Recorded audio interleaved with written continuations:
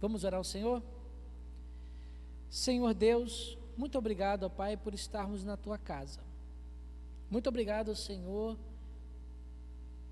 por essa meditação que nós vamos fazer em homens que o Senhor separou para que, Senhor, a Tua Escritura continuasse eficaz na vida da humanidade.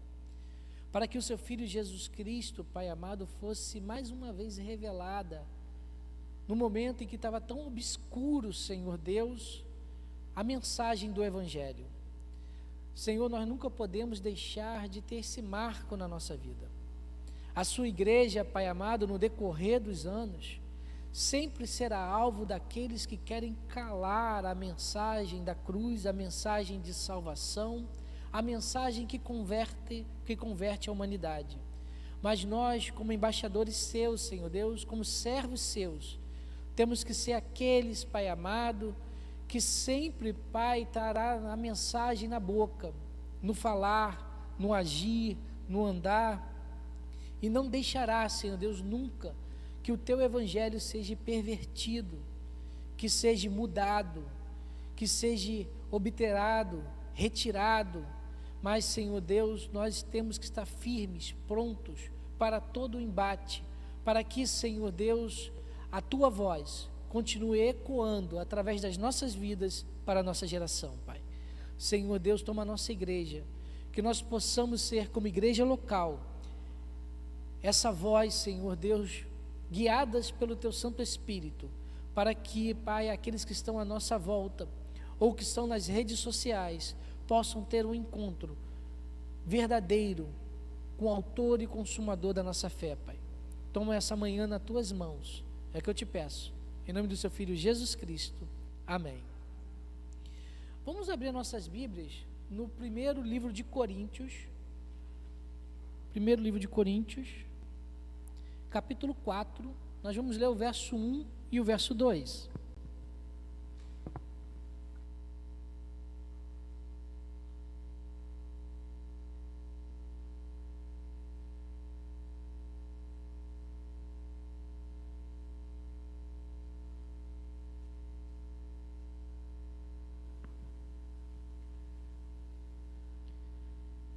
Primeiro livro de Coríntios, primeira carta de Paulo à igreja de Coríntios,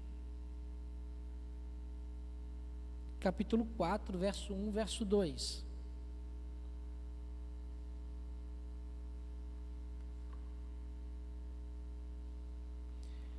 Diz assim: assim, pois, importa que os homens nos considerem como ministros de Cristo e dispenseiros do ministério de Deus.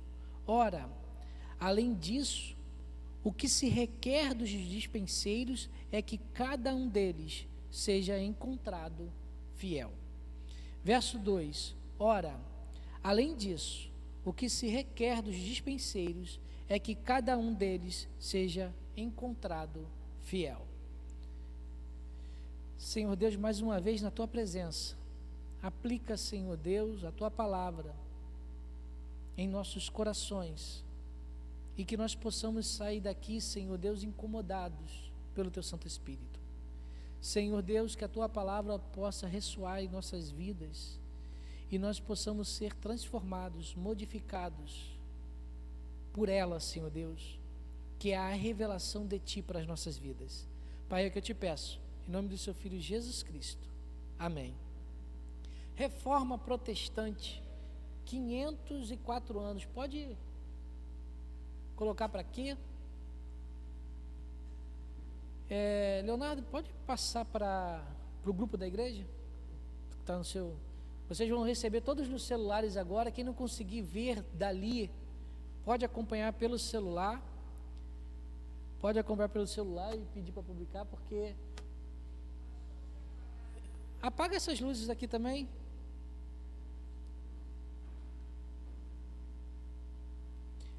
Então, no celular, quem está em casa e está no grupo da igreja está recebendo nesse momento, mas na tela vai estar aparecendo em conjunto. Então, e pode guardar e utilizar depois. Vamos falar sobre a Reforma Protestante. Assim como a gente tira momentos no culto, em algumas pregações, para falarmos de homens santos que foram usados por Deus nas Escrituras Sagradas, né? Nós pregamos esse dia sobre a vida de João Marcos, pregamos sobre a vida de Paulo, pregamos sobre a vida de Eliseu, pregamos sobre a vida de Jacó, Abraão. Deus usou esses homens poderosamente, mas não ficou restringido ao período bíblico. Deus sempre usa os seus servos para falar em cada momento. E nessa data, no dia 31 de outubro, nesse período do ano, nós reservamos para focar naquelas figuras, naquelas pessoas que Deus usou no século XVI, a partir de 31 de outubro de 1517. Um marco que nós colocamos como início da Reforma Protestante. Mas não começou aí a Reforma. Nós temos na história que a gente chama dos precursores da Reforma, onde 3 nomes se levantam muito, como John Wycliffe, John Hus e Savonarola, homens que foram precursores da Reforma Protestante no século XIV, no século XIII, e que chegou até o século XVI para que nós pudéssemos ouvir as palavras de Martim Lutero e daqueles que vieram após Martim Lutero. Pode avançar? Como que a Reforma Protestante é um evento grande, com várias áreas que nós podemos falar e nosso tempo é limitado.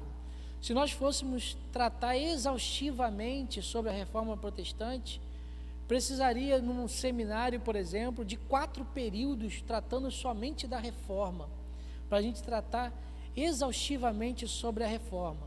Só sobre as 5 solas, nós teríamos um tempo empreendido longo para falar sobre cada uma delas, como também o sacerdócio universal. Como hoje nós vamos fazer uma imersão, uma pequena imersão, eu quero tratar sobre os reformadores e suas principais contribuições. Quais foram as contribuições desses homens para a sua época e para a nossa época? O que aconteceu na sua sociedade de época que mudou totalmente? Como era antes e como se tornou depois deles? Vale ressaltar aqui para nós, nossa meditação, o período histórico que eles estavam vivendo. Nós não estávamos no movimento tecnológico que nós temos hoje. Não tinha energia elétrica, não tinha televisão. O meio de transporte único era movido a tração animal. A correspondência demorava meses e até ano para poder chegar de uma ponta a outra da Europa. Só para termos uma ideia, uma mudança de papado, como do Papa morria para ser eleito outro, para poder juntar os arcebispos, demorava em torno de 6 meses, para que todos os arcebispos recebessem a comunicação que o Papa estava morto e precisava ser eleito um concílio. Eles tinham que ir para Roma para fazer a eleição. Surge a figura, no período medieval, do que hoje pouco é utilizado na Cúria Romana, que é a figura do Carmelengo, que é o secretário particular do Papa, que tem as funções papais até a nova eleição. Hoje, o Carmelengo fica no máximo 1, 2 semanas, quando isso ocorre. Antigamente poderia ficar 1 ou 2 anos como responsável do Império Papal. Só para nós nos colocarmos como era a época.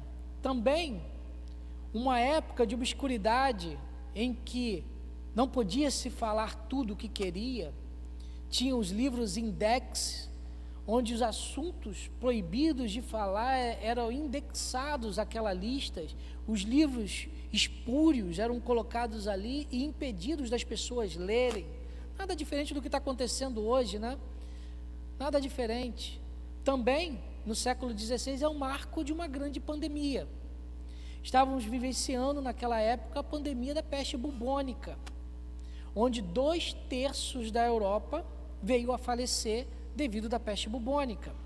Uma perda de 2/3 da população de um continente, e próximos, perto da África, norte da África e outras localidades da Ásia. Pode avançar? Esses são os livros biográficos pesquisados para nós conversarmos hoje. O pessoal que está em casa, que está no celular, está vendo melhor. Todas as fontes foram tiradas desses livros que estão aí. Vamos ir para a introdução. Uma coisa que nós temos que reforçar sempre: a reforma protestante, os pensamentos que lá tiveram, não foram pensamentos novos. Martim Lutero e os homens que seguiram, né? Martim Lutero, Melanchthon, Calvino, Martin Bucer, Guilherme Farel, John Knox, esses homens, eles não estavam vivenciando ideias novas. Nós vemos de vez em quando algumas igrejas, alguns planos, alguns projetos parecendo o seguinte: agora temos a revelação para a igreja, agora temos o que a igreja precisa para poder levar o evangelho de Jesus Cristo. Nós já ouvimos várias vezes isso nos últimos dias, quanto mais surge um aqui, outro lá dizendo isso. Agora sim é a revelação de Deus. Mas quando nós olhamos para a reforma, nós não vemos nada de novo. O que nós vemos, pode avançar, foi um verdadeiro renascimento. Nós tivemos um renascimento, e esse é o termo histórico da época, um renascimento, onde as pessoas cansadas da obscuridade do medieval, as pessoas procuram ir além do medieval, buscar na antiguidade clássica as verdades que foram perdidas durante o período medieval. Isso aconteceu em todas as áreas do saber. Aconteceu na ciência. A ciência pula a ideia egípcia da planicidade da Terra para buscar na ideia grega de uma esfericidade da Terra. A arte vai para a arte grega, a filosofia retorna aos conceitos greco-romano, e os teólogos voltam a conversar com os pais da igreja, voltam a conversar com o período apostólico. Nós temos um renascimento, um ressurgimento do tema que foi perdido no período medieval. E nesse período nós tivemos algumas rupturas. Houve uma ruptura de um sistema que estava já consolidado, que nós chamamos de um período escolástico, por 1000 anos. Houve uma ruptura de um tipo de pensar, de um paradigma de pensamento nesse período. A primeira ruptura que nós podemos marcar foi em 1455, quando surge a imprensa de tipologia móvel de Gutenberg. Até 1455, todos os livros eram escritos por escribas, à mão, com letras, algumas mais desenhadas, outras menos desenhadas, mas todos os livros eram feitos à mão. Com isso, as cópias dos livros escritos demandavam muito tempo, e você ter informações que eram compartilhadas para todo mundo, isso demorava décadas, séculos, para as pessoas conhecerem um determinado assunto, um determinado livro. Quando chega em 1455, e Gutenberg faz a primeira impressão da Bíblia de Gutenberg, a história muda, porque a informação começa a ser acelerada. Não tão acelerada como hoje, que ao clicar do celular a gente sabe o que está acontecendo, mas reduziu bastante o termo, ao ponto de as pregações de Martim Lutero ser, no decorrer de 30 a 60 dias, explorada por toda a Europa, numa rapidez inconcebível, que não tinha outrora.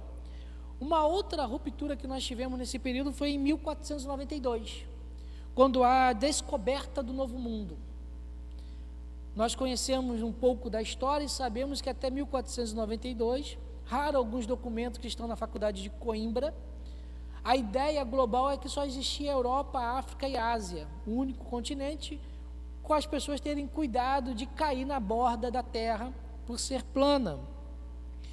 Quando é descoberto o Novo Mundo, as Américas são descobertas, há uma revolução, uma ruptura histórica, porque abala todo o saber da época sobre a sua compreensão da próprio local de moradia, que é o planeta Terra.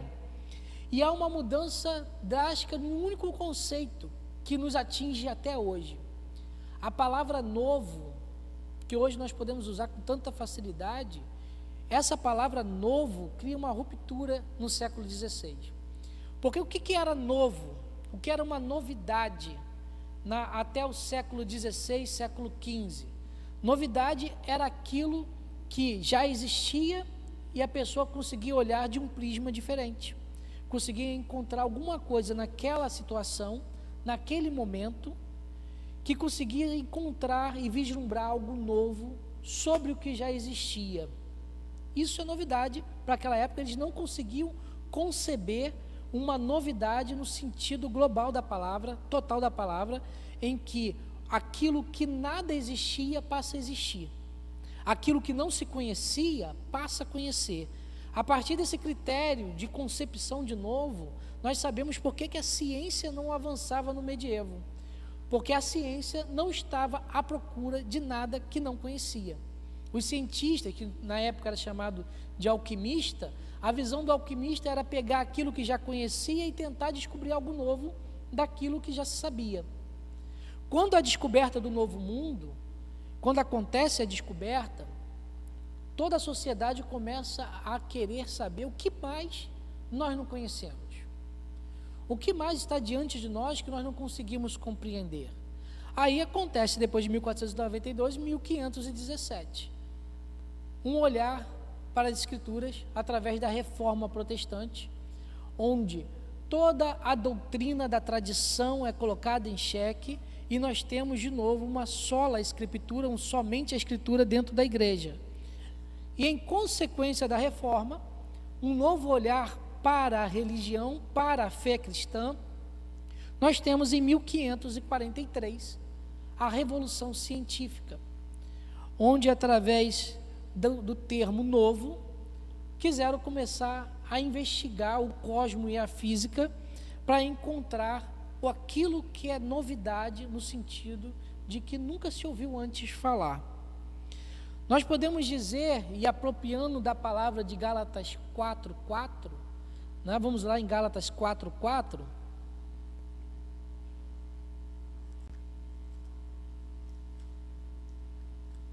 onde diz o seguinte: vindo, porém, a plenitude, esperar, as pessoas estão abrindo.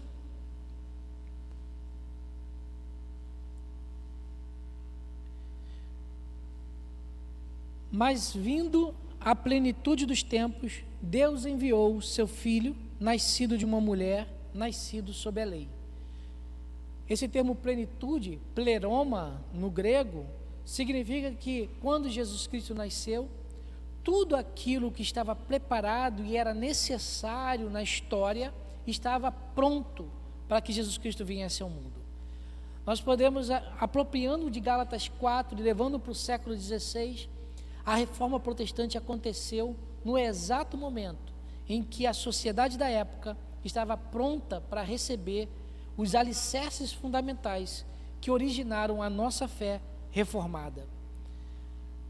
O século XVI estava pronto para a reforma, por isso que os precursores que sinalizaram para a Reforma Protestante, eles não conseguiram chegar ao pleno alvo, assim como os profetas, maiores e menores, não conseguiram chegar ao alvo da manifestação da glória do Senhor, porque a terra e a sociedade não estava pronta para receber o Cristo. Precisou chegar o período exato ali do Império Romano para que Cristo nascesse. Assim a Reforma Protestante, nós estávamos na plenitude dos tempos para que ocorresse a Reforma Protestante. Avançando, então o que nós vamos fazer?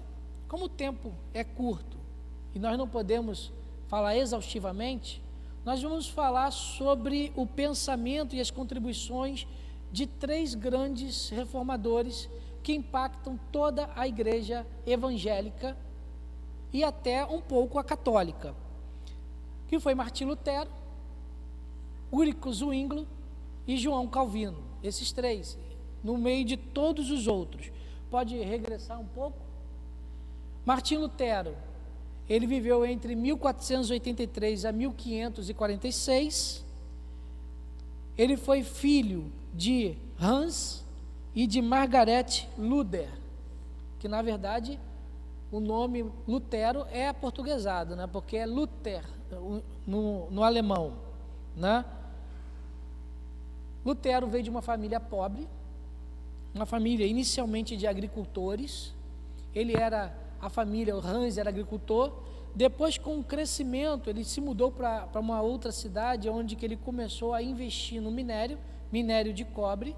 Nesse momento, Hans começou a prosperar, a aumentar as suas posses, e inclusive ele começou a querer traçar uma história para o filho, para Martim, para que ele pudesse engajar, hoje nós chamaríamos de direito, né, de advocacia, para que ele pudesse mudar a história da família, né?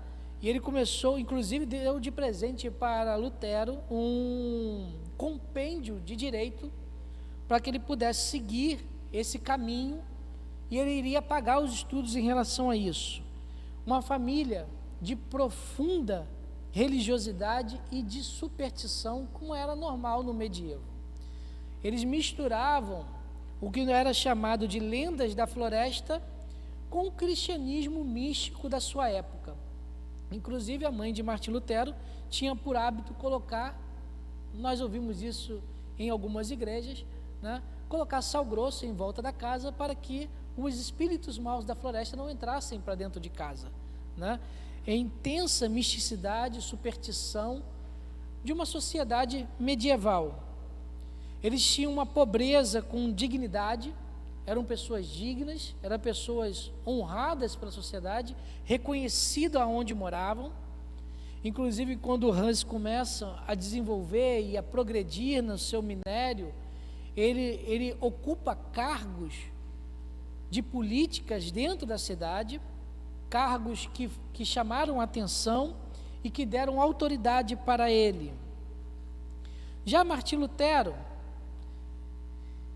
ele em 1501, ele estudou direito em Erfurt, ele começou a estudar direito na faculdade, começou a percorrer aquilo que o pai queria, porém quando chegou em 1505, ele voltando da cidade de Erfurt para estar com a família, reza a lenda, como diz o Irã, né?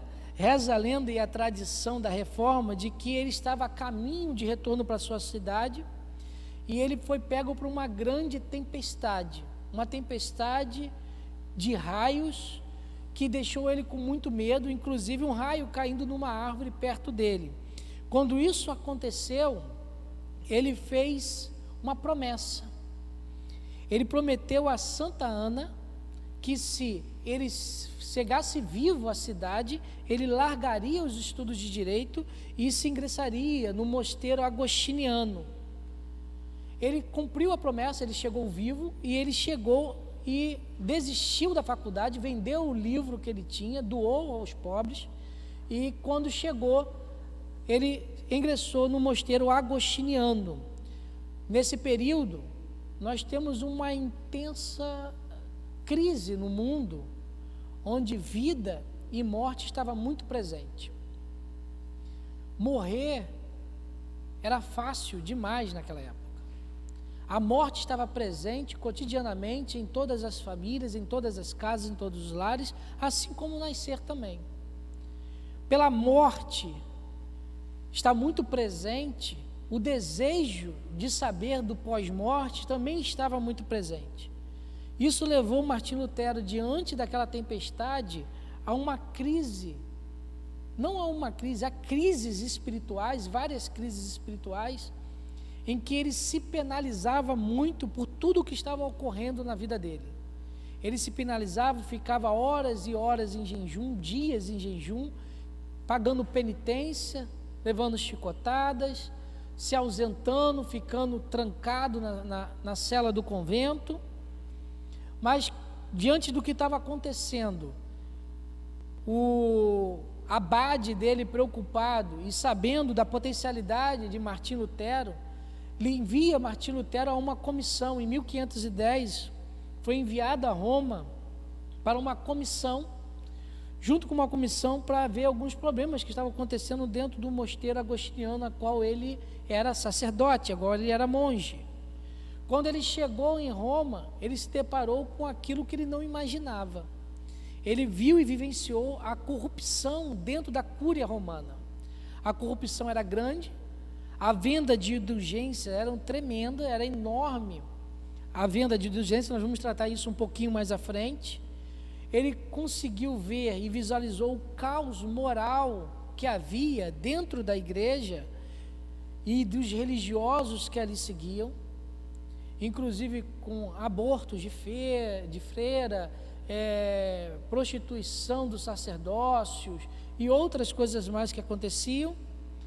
Em 1512, Martim Lutero torna-se professor da Universidade de Wittenberg, uma universidade recém-formada. Foi fundado pelo Frederico o Sábio. Ele cria a faculdade querendo trazer os melhores professores da Europa, chama Martim Lutero, pessoa essa, Martim Lutero, que Frederico protegeu enquanto esteve vivo. Foi, podemos usar o termo medieval, entre aspas, né, o anjo da guarda de Martim Lutero, porque ele via com zelo e apropriação a vida de Martim Lutero para a faculdade, para a saúde da faculdade de Wittenberg. Em 1515, Lutero começa a lecionar sobre a Carta de Romanos, faz exposição à Carta de Romanos, e quando ele chega a Romanos, capítulo 1, verso 17, ele muda toda a sua concepção de religião. Toda a sua concepção. Vamos ler o texto? Romanos, capítulo 1, verso 17, que diz o seguinte: visto que a justiça de Deus se revela no Evangelho, de fé em fé, como está escrito, o justo viverá por fé ou pela fé. Aqui houve a transformação de pensamento que já estavam dentro de Martim Lutero, que veio trazer à tona. Depois, na sua cela, ele tem encontro com outro texto, que depois nós vamos falar um pouco mais à frente, que está em Romanos capítulo 3, verso 28, vamos ler capítulo 3, verso 28,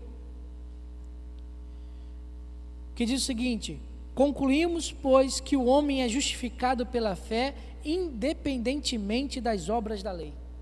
Quando ele chegou nesse versículo, ele escreveu do lado a palavra sola, somente, né? E em 1515 também, Martim Lutero teve um grande conflito com a venda de indulgência. Ele, ao ver o que estava acontecendo fora de Wittenberg, não estava acontecendo em Wittenberg, mas o que estava acontecendo fora de Wittenberg, ele começou a questionar a questão da venda de indulgência para retirar as pessoas do purgatório. Avançando, nós temos aí, não, pode avançar um, daqui nós temos, volta uma, nós temos aí a visão da igreja, do castelo lá e da questão de Wittenberg, da cidade. Pode avançar? Do lado esquerdo nós temos as portas da igreja de Wittenberg, onde foi colocadas as 95 teses, e do lado direito, no caso está do meu lado direito, né, a praça de Wittenberg, onde se encontravam. A data de 31 de outubro foi uma data proposital para Lutero. Havia o hábito das teses de qualquer professor ser colocado na porta da igreja para chamar o povo para um debate, para chamar a comunidade para debater aquele tema. Ele escolhe justamente dia 31 de outubro para fixar essas teses, não sabe se ele fixou totalmente ou se ele chamou, como foi essa fixação, porque no dia seguinte, dia 1º de outubro, 1º de novembro se comemora a festa de Todos os Santos, onde toda a comunidade vai à igreja. Não era um evento que não era perdido por ninguém. Então Lutero escolheu o dia 31 de outubro porque sabia que no dia 1º de novembro ele teria público para ler o que estava colocada, fixada na porta. Vamos avançar? E é justamente isso, em 1517, ele convoca a comunidade acadêmica a um debate sobre o tema da indulgência. Nós temos embaixo ali a foto da caixa de coleta, e nós temos também a foto do texto das 95 teses de Lutero. Em 1519, existe um grande debate com John Eck, aonde Lutero ele nega a primazia do papado sobre as questões de interpretação da Bíblia. Isso foi uma mudança total. O Papa não é infalível, que ele quis dizer. O Papa não é aquele que traz a interpretação das Escrituras, né? E também, se não está no Papa, está em quem? Que existia dois grandes grupos dentro da Igreja Romana. Nós tínhamos aqueles que eram a favor do papado e da primazia do papado, e nós tínhamos aqueles que defendiam a ideia do concílio dos cardeais, onde que a lei e a infalibilidade das Escrituras residia no concílio dos arcebispos. Mas também diante da reunião com John Eck, e eu vou falar sobre John Eck, ele também falou sobre a infalibilidade dos concílios gerais da igreja. Lembrando que em 1316, alguns anos antes, um século antes, nós temos o concílio de Constança, que foi uma base que nós chamamos base conciliar, onde que nesse período existia na igreja romana, existia na igreja católica, 3 papas eleitos pelos mesmos arcebispos. Um papa que ficava em Roma, um papa que ficava na França, e outro que ficava onde hoje nós chamamos Itália. 3 papas eleitos devidamente pelo mesmo concílio, em que o concílio de Constança se reuniu para poder tirar todos eles. E um deles foi o João 23, que de tão ruim era esse papa, que ele foi abolido da história do papado, tirado o nome como papa, e nós tivemos um novo João 23 no século XX, para poder ocupar a vaga do nome que foi retirado. Em 1520, Lutero recebe uma bula chamada Bula Exsurge Domini, que ele tinha que se retratar do que falara. Lógico que ele não se retratou. Ele não se retratou, ao invés de ele se retratar sobre o que ele vinha falando sobre as indulgências, ao contrário, em 1520 ele se dedica a escrever 3 livros. Ele escreveu o livro A Nobreza Cristã da Nação Alemã, falar sobre o cativeiro babilônico da igreja, onde a Babilônia é a igreja papal, e escreveu outro livro sobre a liberdade cristã, a liberdade do cristão. E quando ele escreve esses 3 livros, oficialmente em 1520, ele rompe com a igreja católica, ele rompe com a igreja oficial, para poder defender as suas teses. Em 1521, Martim Lutero recebe uma outra bula. A bula é um decreto vindo do Papa e assinado pelo Papa. Ele recebe a bula De Secti Prophetiem Romanum, onde ele é excomungado como membro da igreja oficial, a igreja papal. E uma pessoa que é excomungado, hoje em dia, uma pessoa ser excomungada, vida que segue, né? Vida que segue, ele não está, se ele tem uma fé, a fé dele já está abalada, mas se a fé dele continua na fé católica, na tradição, ele perde o direito à salvação, pelos estatutos da igreja católica. Mas na época do século XVI, uma pessoa excomungada, nenhum católico poderia comercializar com ele, nenhum católico poderia contratá-lo, nenhum católico poderia conversar com ele, nenhum católico poderia dar abrigo, porque qualquer um que fosse fazer isso era também excomungado. Uma vida social é perdida, a família tinha que expulsar a pessoa de dentro de casa. Então, quer dizer, era uma decisão muito séria, mas Lutero permaneceu firme. Nós temos ainda em 1521 a Dieta de Worms, onde ele é chamado para se retratar. Ele é chamado diante dessa dieta. A dieta é uma reunião, é uma assembleia, nós podemos colocar assim, e essa assembleia é colocada para que ele pudesse se retratar. Foi uma assembleia uma dieta bem atípica de todas, mas ele não se retratou, ao contrário, ele diz uma frase que marca o início de uma outra filosofia que estava extinta. Uma filosofia que foi extinta, pelo menos minimizada no período medieval, que é o pensamento cético. Aqueles que não creem em nada pegam nessa fala de Martim Lutero como o retorno do pensamento cético à esfera da humanidade, onde ele diz o seguinte: a menos que vocês provem para mim, pela Escritura e pela razão, que eu estou enganado, eu não posso e não me retratarei. Minha consciência cativa a palavra de Deus. Ir contra a minha consciência não é correto nem seguro. Aqui permaneço eu, não há nada mais que eu possa fazer. Que Deus me ajude. Amém. Ele colocou a consciência dele diante das Escrituras de maior primazia do que todos os doutores da lei, todos aqueles que antecederam, e sobre os decretos papais que estavam em voga naquele momento. Isso é um marco de divisão. A pessoa olha para a sua interioridade, em vez de olhar para o seu contexto. Sente aquilo que está dentro de si, sobre aquilo que está sendo falado e refletido através da Escritura, e não aquilo que é falado pela boca dos homens da sua época. Tem um grande escritor brasileiro, professor da PUC, professor da UF, chamado Danilo Marcondes, ateu, que ele faz uma tese de doutorado, o trabalho dele da tese de doutorado é em cima dessa frase de Martim Lutero, sobre a ruptura da ideia de coletividade para a ideia de individualidade a partir de Martim Lutero, né? Onde o homem se preocupa com o seu individual e saber se ele está agradando a Deus ou não. Avançando, nós temos aí a foto, pode avançar. Primeiro aí, essa primeira foto é o Castelo de Worms, aonde aconteceu. Essa é a primeira? Ou tem uma antes? É a primeira.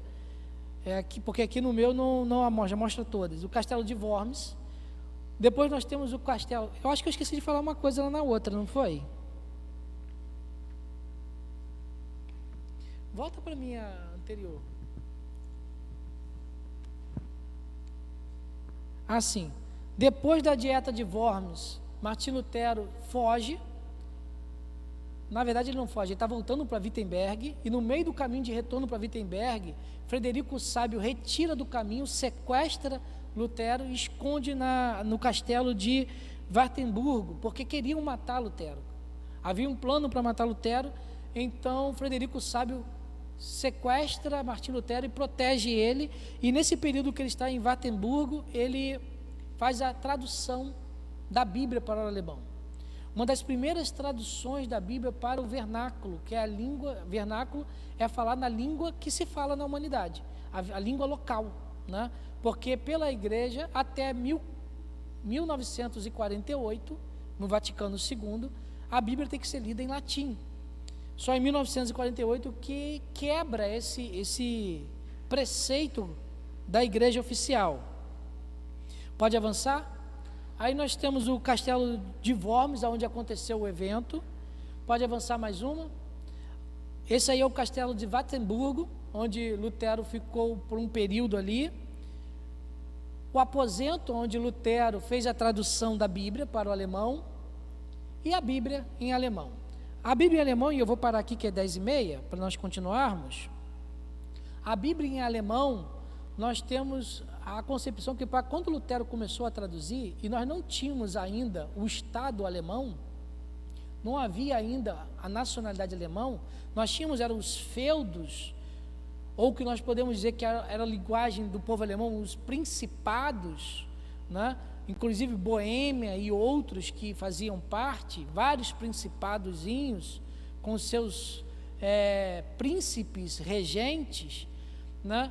Lutero quis traduzir a Bíblia. O que ele fez? Existiam 2 idiomas alemães, aquele que era falado na Cúria, aquele que era falado dentro do Principado, e aquele que era falado diante do povo. O que ele começou a fazer? Ele se disfarçou, ele deixou a barba crescer, ele vestiu roupas do povo e começou a andar pelas feiras. Ele andou pelas feiras que tinham, para saber como que o povo falava, como o povo entendia, como era o linguajar do povo, qual eram as expressões que o povo usava para cada coisa. Quando ele compreendeu o linguajar do povo, ele traduziu a Bíblia na língua do povo. A Bíblia foi traduzida para o alemão para que o povo pudesse entender, não para que os acadêmicos pudessem entender. A preocupação de Lutero era que o povo tinha que ter na mão a palavra de Deus, porque os acadêmicos tinham. Aqueles que estavam dentro dos castelos sabiam o latim, mas o povo não sabia o latim. Latim era um idioma normal, era o alemão, era o idioma certo para aqueles que queriam estar dentro da nobreza, mas o povo não. E o alemão falado dentro do castelo para o alemão do povo era totalmente diferente. E quando chega em 1525, Martinho Lutero ele casa-se com Catarina Vambora, uma ex-freira, e teve 6 filhos com Catarina. Em 1529, acontece a Dieta de Spira. Essa dieta foi a dieta onde que os príncipes regentes do Império Sacro Alemão, eles se encontram com o imperador do Império Sacro Alemão para que pudessem retornar à fé católica, mas eles se recusam e fazem o protesto que nos dá um nome como protestante. Em 1530 ocorre a Dieta de Augsburgo.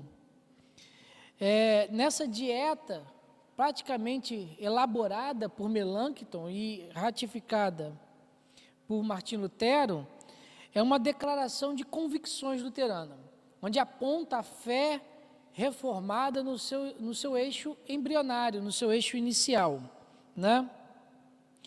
Em 1546, ele morre, Martinho Lutero morre e é enterrado em Wittenberg, próximo da onde ele morava, né? E em 1552, morre Catarina Vambora. O pensamento, a herança que nós temos do pensamento dele. Primeiro, o pensamento de Martinho Lutero não surge de uma crítica à doutrina, à igreja oficial, à igreja católica. Também não surge como uma crítica dos abusos da época, do que estava acontecendo na sociedade. As ideias de Martinho Lutero surgem da sua experiência religiosa, surge da sua ida às Escrituras Sagradas, da sua meditação nas Escrituras, e não de qualquer preceito de querer romper com o catolicismo ou romper com a sociedade da sua época. Foi uma atitude pessoal, contristado pela palavra, a qual ele toma essa atitude. No entanto, ele nunca quis ser excomungado, ele nunca quis romper, ele sempre teve a ideia, ele dá isso nas cartas que ele escreve, no diário dele, de que ele achava que conseguiria convencer o Papa de que ele estava errado, que a igreja estava pegando um caminho, e algumas vezes ele dá a entender que o que está acontecendo na igreja, o Papa não tinha conhecimento dentro da Cúria Romana, né? E essa experiência religiosa que ele tem, pode avançar, está no reflexo de 2 situações. Uma, aquilo que é pregado na época, no medieval, sobre o Deus distante. A dificuldade que o ser humano tinha de chegar à presença de Deus. Uma ideia de que Deus estava distante de todos, que não tem como de nós chegarmos ou alcançarmos. Essa distância era rompida, era minimizada primeiro pelo batismo, né? Aquele que era batizado e pertencia à igreja romana estava no caminho mais próximo de Deus.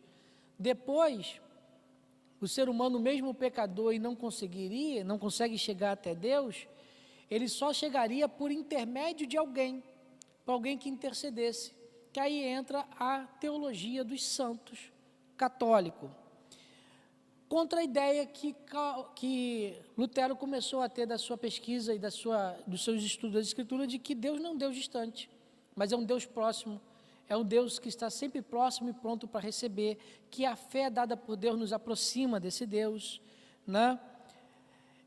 O que nós encontramos dentro da Reforma Protestante são simples verdades fundamentais do cristianismo.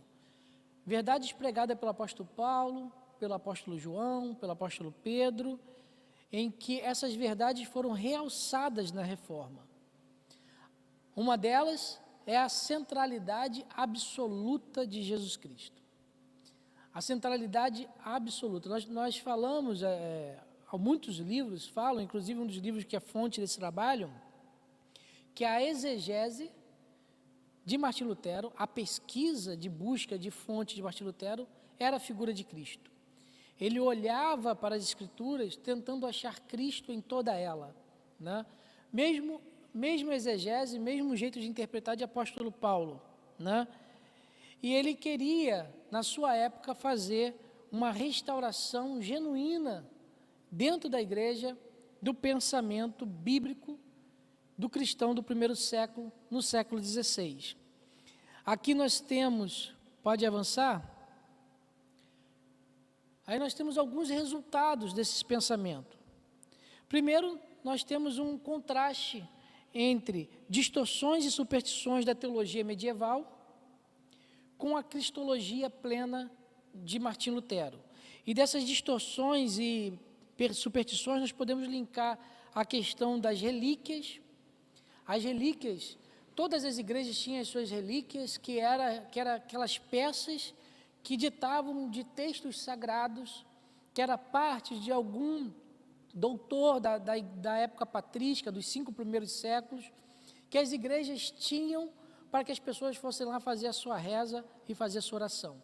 O tamanho da relíquia era tanta que Erasmo de Roterdã, um pensador renascentista, católico, ele escreve no seu livro, do Elogio à Loucura, nesse livro ele fala o seguinte: existem tantos pedaços da cruz de Cristo nas igrejas, que nós, se juntássemos todos esses pedaços da cruz de Cristo, daria para construir uma nova Arca de Noé, né?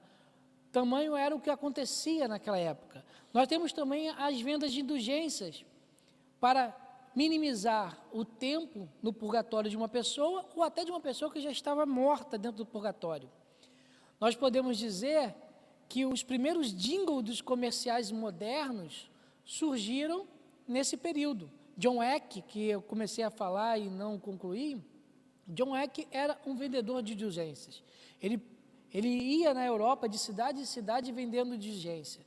E um slogan que ele falava era o seguinte: antes do tilintar da moeda parar de soar, uma alma do purgatório sairá, né? Então já tinha um jingle para poder a pessoa ofertar para conseguir tirar a sua vida e conseguir o mérito para a sua questão da salvação, né? Então nós temos aí, em termos de distorções e superstições, a relíquia, as indulgências, as orações infindadas e as peregrinações que eram necessárias ser vistas, realizadas como méritos de salvação. Em contrapartida, nós temos em Martim Lutero, em que ele acreditava que somente a consumação em Cristo Jesus e a nossa obediência em Cristo Jesus era suficiente em cima de tudo isso. A outra situação era a questão da obra do homem e as obras humanas, e Cristo e a sua obra. Ele começou a pregar contra os méritos da realização da obra e a salvação pela obra, em detrimento da salvação pela graça. Nós temos aí também, em Martim Lutero, um resultado entre a teologia da glória humana, onde o homem é glorificado pelas suas ações. Então, quer dizer, o santo era glorificado pelo que ele fez. Quanto mais ele ficou numa vida ascética, uma vida voltada para a meditação, recluso, e os possíveis milagres que aconteceram era mérito da teologia, quanto uma teologia da cruz, em que a pessoa se voltava para a cruz de Cristo para a salvação. Se considerava indigno da suficiência de Cristo Jesus, mas mesmo assim Cristo doa essa suficiência para nós. Outra situação é a tradição versus escrituras. Lutero, ele rompe com a tradição, ele não quer saber nada daquilo que é tradicional, daquilo que eles criam, que a Bíblia tem que ser falada em latim, que a Bíblia tem que ser de tal forma, que a pregação tem que ser do lado direito. Nós temos uma recapitulação da morte de Cristo em todas as missas. Para ele, o culto, aí deixa de ser missa, passa a ser culto. O culto é centralizado em Cristo, na proclamação do Evangelho, cujo centro da pregação é a palavra de Deus. Foi nesse inteirinho, não foi com Martinho Lutero, mas foi com Zwinglio, que nós vamos falar, que o púlpito sai da lateral da igreja e vem para o meio da igreja. Aqui foi o símbolo da reforma para dizer que a palavra de Deus tem que estar no centro da igreja.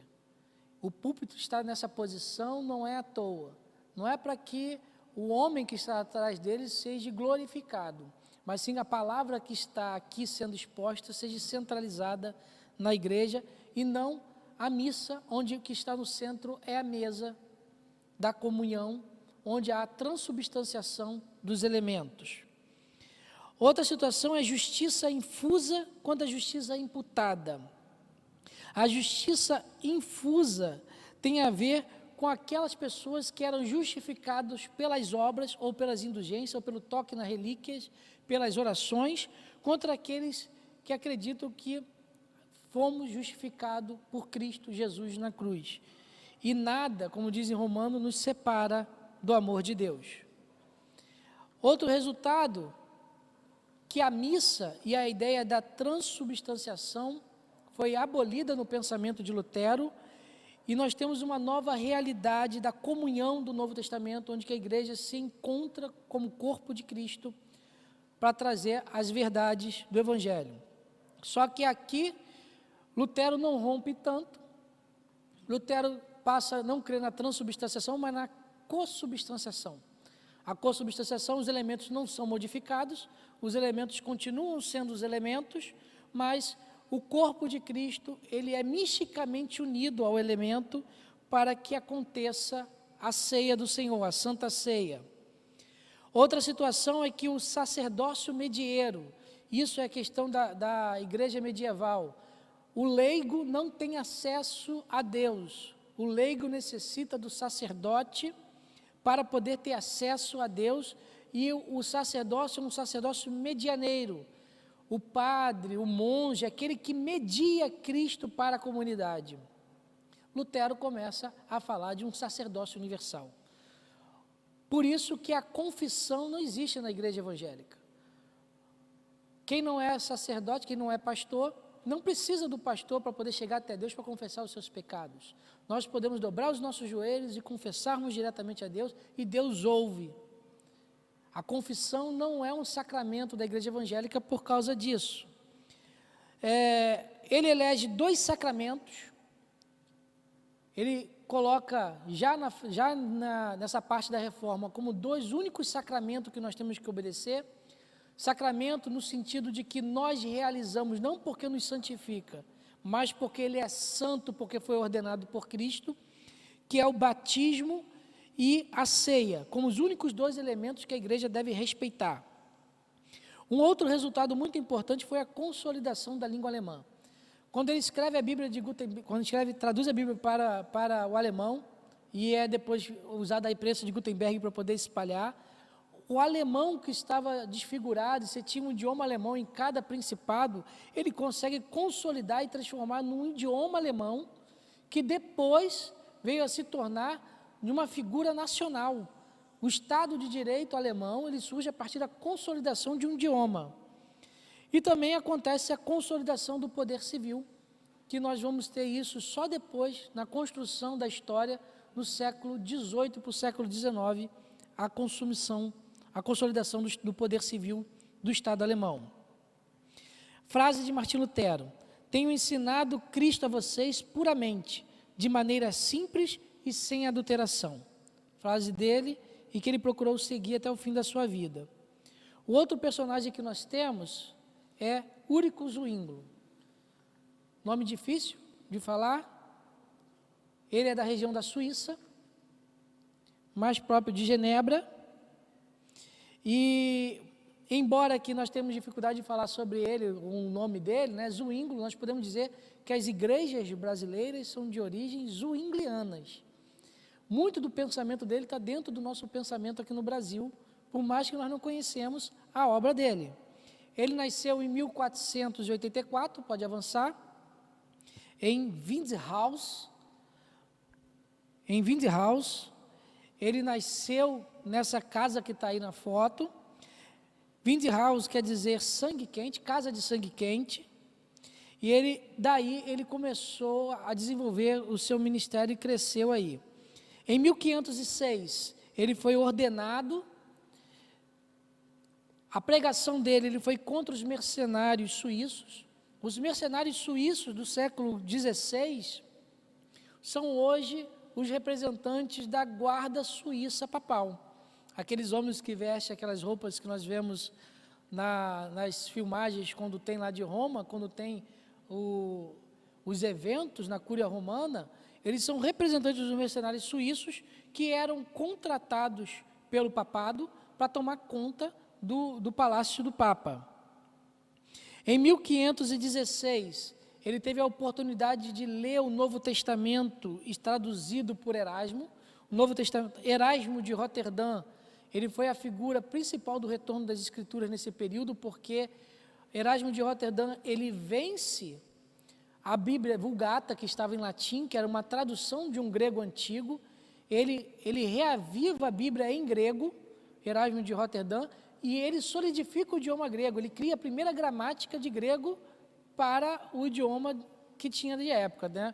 No caso, o alemão, e também o proto-português e o proto-francês. Em 1518, ele foi nomeado sacerdote em Zurique.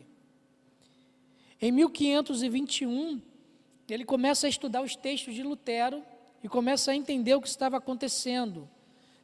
Só lembrando que em 1521, quando Zwinglio pega o texto de Lutero, Lutero estava lá na dieta de Worms, se defendendo contra as acusações do seu livro. Em 1522, Zwinglio começa a reforma zwingliana na Suíça. Pontos específicos dessa reforma dele. Primeiro, a Bíblia interpretada evangelicamente. Esse ele falava evangelicamente. A hermenêutica hoje da teologia vai dizer o seguinte, que é o pensamento dele. Uma interpretação histórica, gramatical. Entendermos os fatos históricos na sua origem e como foi entendido o que foi escrito pelos primeiros leitores. Ele questiona o jejum da Quaresma, criou um evento, uma situação bem constrangedora para a igreja da época, porque ele vai contra o jejum da Quaresma que acontece entre o Carnaval e a Paixão, e questiona o celibato clerical, né? Em 1523 ele casa com Ana Reinhard.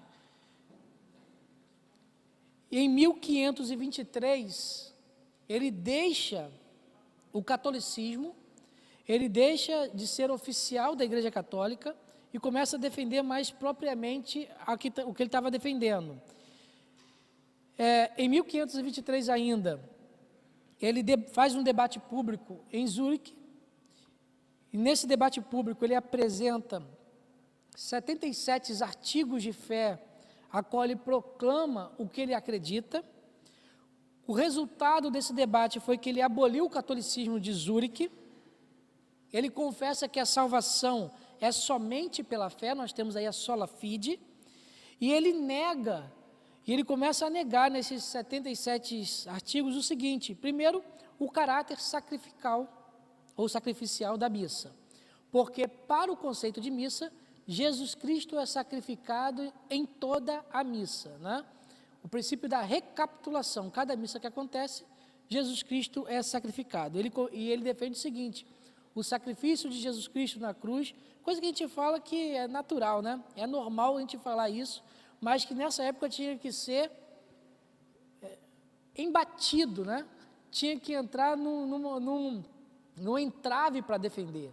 Nós continuamos hoje tentando defender os nossos entraves, e aqui eles tinham os deles. Ele começava a defender aqui que A obra de Jesus Cristo na cruz do Calvário foi completa e por isso não precisa de recapitulação. Foi perfeita, completa e cumpriu o seu papel. Então não precisa ser recapitulada nas missas. Então ele rompe com o caráter sacrificial da missa, rompe também com o caráter salvífico das obras. As obras não são para salvar, mas são frutos daqueles que são salvos. Quem são salvos? Olha só, hoje a gente fala isso com naturalidade, né? Ele teve que brigar e quase foi morto por causa disso, né? Nós fazemos a obra, nós servimos dentro da casa do Senhor porque nós somos salvos e não para ser salvo. Nós nos colocamos, dedicamos nosso tempo, passamos por barreiras, passamos por situações que o diabo se levanta, armadilhas, porque justamente nós nos alegramos na salvação e nos colocamos prontos e disponíveis para a obra do Senhor. Ele rompe com o valor intercessório dos santos. Nós não precisamos pedir aos santos para os santos pedir a Deus, nós podemos ir direto a Deus e pedirmos ao Senhor, não precisamos orar aos santos. Ele rompe também com a obrigatoriedade dos votos monásticos e começa a pregar contra a existência do purgatório, que é um texto que não está na Bíblia, né? O purgatório, ele é defendido a partir de um texto do segundo livro de Macabeus, que é um livro que não é um livro canônico, nem nessa época aqui não é canônico, porque o livro de Macabeus entra no cânon da Bíblia Católica em 1546, então 1523, o livro de Macabeus não está na Bíblia Católica. Em 1525, ele rompe, as missas são abolidas dentro do território de Zurique, aliás, Zurique, né, a pronúncia correta, Zurique. Em 1529, ele vai no colóquio de Marburgo. O colóquio de Marburgo foi um encontro feito por Melancton, amigo de Lutero, aluno de Lutero. Ele resolve fazer um encontro entre Martim Lutero e Zwinglio, que tinham 12 pontos de conversa, de diálogo. Vocês encontram na internet os pontos do colóquio de Marburgo. O último ponto foi a ceia. A ceia do Senhor, a ministração da ceia, sempre foi um problema de interpretação na igreja medieval, na igreja reformada, e até depois da igreja reformada, na igreja moderna, para a igreja contemporânea ainda foi. Lutero acreditava na consubstanciação. Os elementos, quando é ministrado pelo sacerdote, os elementos contêm o corpo de Cristo. E o problema aqui central é o seguinte: o batismo e a ceia são dádivas dadas pelo próprio Cristo, com um momento muito especial para a vida da igreja. Mas que momento é esse? A tentativa de responder é essa. Que momento especial é essa para a igreja? Lutero vai dizer que Cristo está nos elementos e a igreja é agraciada por isso. Zwinglio não. Zwinglio fala o seguinte: não tem essa, não precisa Cristo estar no elemento, entrar no pão, entrar no vinho. O que nós fazemos é uma memória. E quando nós memorizamos a morte de Cristo, quando a memória vem à nossa mente, quando nós olhamos para o corpo de Cristo, quando nós olhamos para o vinho, nós trazemos a memória à nossa mente e nós somos agraciados por esse momento, por Cristo. Esses são os dois pensamentos. Calvino vai esticar um pouquinho esse pensamento e eu vou falar quando chegar o momento. Ele morre em uma guerra, numa batalha entre católicos e protestantes, mas o avanço da fé em Zurique não fica por aí. Ele continua, em Zurique continua com a fé reformada, esperando o próximo protagonista do evento histórico que foi trazido à tona. Aí nós temos o colóquio, pode avançar, nós temos aí a descrição do colóquio de Marburgo. Todos os participantes estão ali, que foi Martim Lutero, Justo Jonas, Filipe Melanchthon, André Osinarde, Estevão Agrícola, João Bretz, João Ecolampádio, Úrico Zwinglio, Martim Busser, Gaspar Eldio. Esses foram todos que estiveram presentes nesse colóquio para discutir assuntos teológicos. Resultados da vida de Ulrich Zwingli. Primeiro, autoridade exclusiva das Escrituras Sagradas. Como que a igreja sempre tem que lutar por isso. Quando nós deixamos de lutar por isso, a heresia começa a crescer no seio da igreja. A autoridade exclusiva, ela está acima de todos dentro da Escritura Sagrada, porque ela é a revelação de Deus. A Bíblia interpretada evangelicamente, início da interpretação histórico-gramatical que nós defendemos até hoje. Toda a verdade é a verdade de Deus. Aqui foi um marco para a Revolução Científica. Zwingli começou a pregar que toda a verdade é verdade de Deus. E tudo que não é verdade não procede de Deus. Porque até então, a verdade divina estava somente dentro da igreja, e todas as outras ciências, todas as outras áreas tinham que se coadunar com a igreja. Então, quando ele fala isso, a ciência se emancipa da religiosidade e ela consegue por si só buscar as suas verdades. E Zwingli diz o seguinte: se você descobriu é verdade, então essa verdade só pode ser de Deus. Porque não existe nenhuma verdade que não proceda de Deus. Salvação como obra da graça mediante a fé dada pelo Senhor. Salvação pela graça, sola gratia, essa foi uma defesa dele. Outra situação que a autoridade eclesiástica final era a comunidade, nós temos aqui o embrionário do pensamento congregacional moderno, que veio na Inglaterra logo depois, mas ele começa a dizer que a autoridade eclesiástica que está dentro da igreja, a autoridade administrativa da igreja, se comporta na comunidade dos fiéis. Aqui nós temos depois a diferença entre congregacionalismo e presbiteriano, onde a gênese do congregacionalismo está em Zwingli e a gênese do presbiteriano está em Calvino. Posição litúrgica mais radical que Lutero. Lutero, ele fez a reforma, mas ele não mexeu muito com o templo. Já Zwingli, ele mexeu totalmente. Ele tirou tudo que é tipo de imagem, tirou tudo que é tipo de coisas que estavam dentro do templo, deixou as paredes vazias, brancas, pintadas de branco, tirou os vitrôs, tirou tudo. A centralidade é a palavra de Deus e só ela deve estar no culto, né? Trazendo o púlpito para o centro. Ele foi radical em termos dessa reforma. Governo civil agindo de acordo com a Bíblia, embora que Zwingli, ele tinha a separação entre Estado e Igreja, e a Igreja não intervia no Estado, mas o Estado tinha que agir conforme as Escrituras Sagradas, que para ele a Bíblia estava acima do Estado. A Igreja não, a Igreja é paralelo, mas a Bíblia acima do Estado. Comunhão dos leigos na ceia. Os leigos começaram a ter a participação tanto do pão quanto do vinho, participando de todos os elementos, que na igreja oficial da época só poderia participar da hóstia. E outra situação é que ele começou a pregar e a realizar os cultos no idioma local, no idioma da cidade, no idioma vernacular, no idioma do vernáculo. O vernáculo é o local onde as pessoas sentam para assistir. Então, eles começaram a ter o culto no idioma, porque até então, e até mais para cá, na igreja oficial, o culto era feito em latim.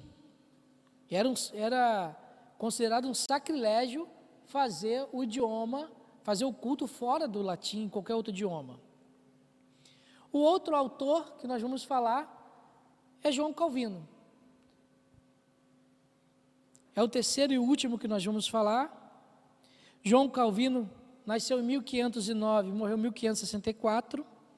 Ele nasce na cidade de Noyon, na França, de Gerard Calvin e Jeanne Lefranc. Em 1523, ele começa a estudar humanidades e teologia em Paris. O estudo dele vem toda da região de Paris, uma região católica até então. Em 1528, ele passa a estudar direito. ele termina a faculdade de Humanidade e faculdade de Teologia e vai para Direito, e em 1533 ele converte-se à fé reformada e foge de Paris. Em 1536 ele escreve a primeira edição do livro chamado Instituição das Religiões, ou simplesmente as Institutas, que ele revisou várias vezes até a sua morte. Em 1536, ele estava numa viagem indo para Estrasburgo, e no meio da viagem, por motivo de guerra, ele tem que alojar-se em Genebra, e quando ele chega em Genebra para dormir, para no outro dia prosseguir viagem, ele tem um encontro com Guilherme Farel. Guilherme Farel, um precursor da Reforma, e Farel começa a tentar induzi-lo a fazer parte da Reforma Protestante, a querer colocar os seus esforços na frente do trabalho, porque Farel precisava de uma pessoa, de personalidade de Calvino, para dar continuidade, porém Calvino não queria. Farel, ele era aquela pessoa entusiasta, explosiva, uma pessoa dinâmica, prático em executar, empreendedor. Ele era aquela pessoa que estava sempre agindo. Ao contrário, Calvino era aquele tipo de pessoa, ele era um pouco mais melancólico, ele era sistemático, ele era administrativo, ele era muito teórico, ele era muito conservador no seu jeito de agir, calculista. E quando Farel estava em Genebra, deixando o trabalho pronto da reforma, e ele não conseguia ter o perfil para conseguir administrar o trabalho que ele tinha fundado ali, precisava de alguém do perfil de Calvino para dar continuidade. A reforma em Genebra precisava de um administrador e ele via em Calvino essa pessoa. Quando em 1536 Calvino pernoitou em Genebra, Farel não perdeu a oportunidade de você, é essa pessoa, é Calvin que eu preciso para dar continuidade. Só que Calvino não queria. Calvino queria ter sua vida de acadêmico, Calvino queria ter sua vida de teórico, de escritor, de teólogo. Ele queria ficar no meio dos livros, não no meio da administração. No meio do calor da batalha, pode prosseguir? Aí está a primeira instituta, pode ir para a próxima foto. Essa aí é a retratação da conversa entre Farel e Calvino. Farel, do jeito que é explosivo, ele vira para Calvino, aponta para Calvino, os textos vão dizer que ele aponta o dedo na face de Calvino e fala o seguinte: Deus te amaldiçoe se você deixar para trás a obra de Deus. A história vai dizer, e o próprio Calvino vai dizer que essas palavras entraram por dentro dele tão forte, que ele temeu e resolveu ficar em Genebra. Né? Ele temeu e resolveu ficar. O embate foi tamanha nesse período que ele não foi convencido, ele foi coagido e o Espírito Santo usou ele em Genebra. Pode avançar? Nós temos aí uma retratação de Genebra no século XVI, uma pintura realizada de época que está nas redes sociais, como que era Genebra, uma cidadezinha pequena na frente de um lago que tem lá. Em 1538, tanto Calvino como Farel eles são expulsos de Genebra. A sistemática de Calvino dentro da administração do conselho da cidade e da igreja de Genebra era tão tamanha, a igreja e tudo que ele estava envolvendo, que a administração dele envolvia igreja, cidade, tudo que ele estava, na verdade ele estava como gestor da cidade, era tão tremendo, que conta a história que Calvino, quando uma pessoa não ia para a igreja, eles mandavam os diáconos ir na casa da pessoa buscar para vir para a igreja. E quando a pessoa não via para a igreja, a pessoa era alicerçada de trabalhar no dia seguinte e tinha que pagar uma multa ao Estado. Né? Imagine se hoje fosse implementada, né? O diácono ia ficar na rua, né? O tempo todo. Né?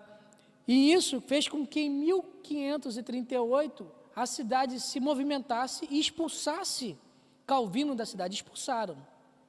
Só que quando expulsou, De 1538 a 41, ao ano de 41, ele foi para Estrasburgo, e ali ele começou a pastorear uma igreja de refugiados, lá, refugiados franceses. Nesse mesmo período estava acontecendo a reforma huguenote na França, e os franceses tiveram que fugir, reformados, por causa da perseguição católica.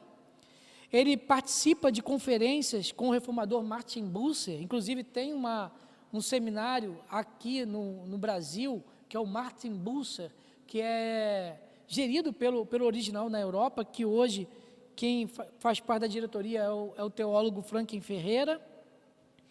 Ele leciona na academia de João Sturm, casa-se com Idalete de Bure e escreve diversas obras. Calvino é um dos grandes escritores da antiguidade, ele e Martim Lutero, né? Martim Lutero e Calvino escreveram tantas obras que nós não conseguiríamos em uma vida lê-las todas, né?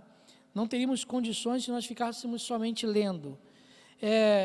Em 1541, quando chega em 1541, depois que ele saiu em 1538 de Genebra, Genebra se perde, se desorganiza, não consegue avançar nos seus pensamentos, no seu tratado como cidade. Quando chega em 1541, a cidade chama novamente Calvino para poder colocar administrativamente a cidade em ordem. E ele volta a pastorear a igreja de Genebra, só mostrando o caráter sistemático de Calvino. Calvino, a última pregação de Calvino, em 1538, ele faz uma pregação nos evangelhos sobre a Páscoa de Jesus, tratando um versículo em exposição. Quando ele chega em 1541, Calvino prega o versículo seguinte, que ele deixou de pregar em 1538. Aonde ele parou em 38, ele prossegue em 41. Em 1559, ele torna cidadão de Genebra, funda a academia e publica a última edição das Institutas, em 1559. Em 1564, morre no dia 27 de maio, por pedido dele. Ele foi enterrado como anônimo, ninguém sabe qual é a cripta de Calvino, porque por solicitação ele foi enterrado como indigente. Foi o último pedido dele. Aí está a Academia de Genebra, que ele fundou, que ele cuidou e zelou. E nós vamos entrar agora no pensamento dele. Pensamento de Calvino. Para ele, com o pecado torna-se necessário a encarnação e a inspiração bíblica. Aqui nesse pensamento dele, ele está dizendo o seguinte: a revelação geral não consegue nos levar até Deus. A natureza, a consciência do homem, a história, Deus está em tudo isso, mas nós não conseguimos interpretar Deus nisso. Se torna necessário que Jesus Cristo se encarne e as Escrituras sejam reveladas para que nós possamos conhecer. É o primeiro pensamento. Segundo pensamento, que é o marco da reforma, é sola Escritura. Somente a Escritura é a autoridade da igreja, a autoridade exclusiva das Escrituras Sagradas. Segunda situação que nós temos, a terceira situação, é que nós precisamos ter um estudo sério, um estudo dinâmico, um estudo criterioso das Escrituras Sagradas. E aqui, quando ele fala esse estudo, ele não está reservando aos ministros, aos pastores, mas sim todo cristão. Para ele, todo cristão deve ser devotado a ter um período de estudo sério de conhecimento das Escrituras. Outra situação que ele coloca é sobre a soberania de Deus. A soberania de Deus no pensamento de Calvino foi inegociável. Ele não negociou a soberania de Deus em face nenhuma da teologia. Toda vez que nós fazemos teologia, nós temos que sempre ver o que a gente pode considerar como mutável ou não mutável. O que pode ser modificado ou não, para poder coordenar toda a teologia. Tem assuntos que nós temos que priorizar e fechar. Esse nós não podemos mexer. Para Calvino, a primeira coisa que nós não podemos mexer é na soberania divina. Deus é soberano em todas as coisas, na criação, na providência e na redenção. Aqui surge o pensamento dele a respeito da salvação e da predestinação. O pecado, para ele, permeia toda a personalidade humana. Uma grande discussão, desde a época de Santo Agostinho, é dizer o seguinte: até onde o pecado penetrou na natureza humana? Até onde penetrou? Até onde o pecado atingiu o homem? Pelágio e Agostinho foram duas pessoas que escreveram livros mutuamente um contra o outro. Pelágio tinha um pensamento: o pecado foi grave, o pecado afastou o homem de Deus, porém o pecado não atingiu a volúpia humana, a vontade humana, a volição humana não foi atingida pelo pecado. Agostinho, contrapondo Pelágio, falou assim: não, o pecado acabou totalmente com a raça humana. O ser humano ficou sem vontade porque o pecado atingiu a vontade humana.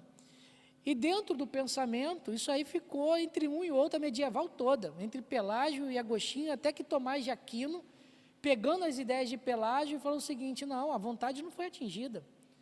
Aí tornou o que nós conhecemos na história da escolagem, o semi-pelagianismo, em que Tomás de Aquino falou assim: ó, Pelágio está certo, mas também Agostinho está certo. Chega em Calvino vai dizer o seguinte: não, somente Agostinho estava certo. A vontade humana se tornou escrava do pecado, e o pecado atingiu e escravizou a vontade do homem. Só Cristo para libertar o homem dessa escravidão. Aí surge a outra figura, que é Armínio, que vai dizer a mesma coisa, vai lutar contra, dizendo o seguinte: não, a vontade humana não foi atacada pelo pecado. A nossa vontade está livre para poder decidir sem a função do pecado. Então aí os dois pensamentos surgem, mas aqui nós estamos falando sobre os efeitos dele, nós não vamos entrar nesses temas, porque demanda muito tempo. Mas, para Calvino, embora que a vontade humana está escrava, para ele isso não quer dizer que a responsabilidade humana é neutra. Isso ele chama de agenciamento. O ser humano é agente da ação, mesmo a vontade estando escrava. E por isso ele peca, mesmo sendo pecador e escravo do pecado, ele peca por agenciamento, por ação. E ele é responsabilizado pelo que ele faz, e não pelo... Olha como que Calvino está rompendo com a Igreja Católica, e não pelo pecado original.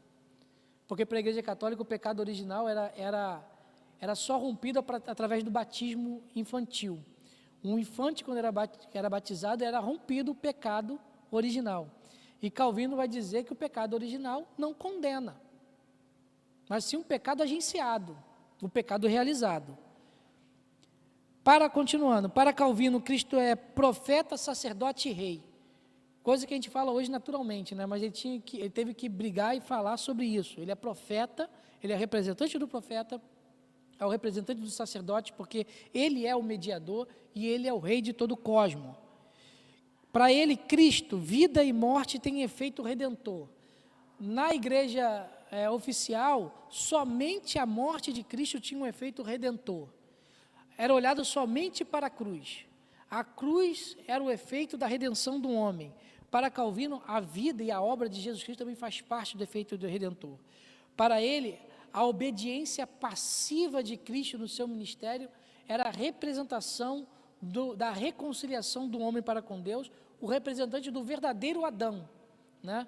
O primeiro Adão foi feito pecado, e o segundo foi espírito vivificante. Para Calvino, a fé é um dom sobrenatural. Sendo dom, a fé só pode ser dada por Deus, não é adquirida por si mesmo. A fé que nós temos porque Deus infundiu a fé em nós, através do Espírito Santo, e para ele, os crentes perseveram. Aí eu vou ter que falar com os dois juntos. Os crentes perseveram, a igreja visível e invisível, né? A igreja, para ele, nós falamos já hoje isso com maior facilidade, né? A igreja local, a igreja visível que nós temos em toda a nossa geração, ela é um misto da igreja invisível, dos salvos em Cristo Jesus, do trigo e do joio que estão em conjunto. Essa igreja visível é a reunião de homens e mulheres. Dentro dela tem a igreja dos santos, que é invisível, que nós não sabemos quem são, nós sabemos da nossa parte. Eu não posso saber quem é que faz parte da igreja visível e quem não, da invisível e quem não faz, e que essa separação só será feita por Cristo através dos anjos, como diz a parábola do joio e do trigo. E a igreja invisível faz parte da comunidade de fé local, de todas as igrejas, sendo conhecida individualmente por cada um, porque é o Espírito Santo que testifica em si mesmo sobre nós mesmos, e também sobre a igreja. E na ceia, o crente tem a verdadeira participação em Cristo. Eu falei lá atrás que nós temos dois pensamentos de Martim Lutero e de Zwinglio a respeito da ceia. Uma é a questão da ceia ser uma consubstanciação, e outro que a ceia era uma realização da memória. Nós estamos fazendo pela memória, trazendo a lembrança do efeito. O que Calvino propõe? Calvino propõe o seguinte: a ceia e o batismo são momentos especiais dentro da igreja. São momentos especiais dentro da igreja porque o próprio Cristo ordenou que nós façamos. Nós estamos fazendo seguindo a ordem de Cristo. E quando nós realizamos a vontade de Cristo e concluímos aquilo que Cristo deixou para nós, quando nós estamos celebrando a ceia, quando nós estamos celebrando o batismo, nós recebemos do seio da igreja uma visitação especial do Espírito Santo. Não que o Espírito Santo não esteja na igreja em todos os outros demais cultos, mas durante a celebração da ordenança de Cristo, o Espírito Santo se derrama sobre as nossas vidas de uma forma especial. Isso ele chamou de meio de graça. Meio de graça. E quando nós celebramos a ceia do Senhor, ou o batismo, nós entramos numa... Estou querendo não usar um termo mais moderno, estou tentando buscar uma palavra da época. Nós vivenciamos uma antecipação daquilo que nós veremos na glória. Isso é meio de graça para Calvino. Meio de graça é quando nós conseguimos experimentar ainda nessa vida aquilo que nós vamos gozar na integridade quando nós estivermos diante da presença de Deus.